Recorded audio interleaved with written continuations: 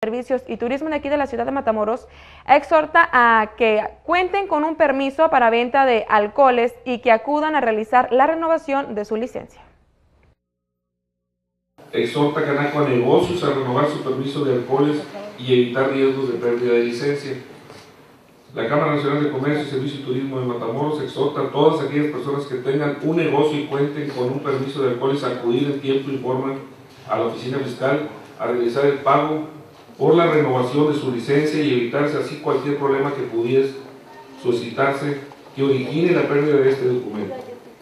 Actualmente la oficina fiscal ya está recibiendo los pagos y a su vez la Cámara de Comercio de Matamoros, con el objeto de apoyar a los propietarios de negocios expendedores de bebidas, está brindando asesoría para la integración de expedientes a quienes tengan alguna duda sobre este trámite. El vencimiento del plazo para la renovación del permiso es el último día del mes de febrero y se recomienda no dejar este trámite para la posterioridad a fin de tener tiempo suficiente para resolver cualquier duda o falta de documentos que se presente, así como evitar las largas filas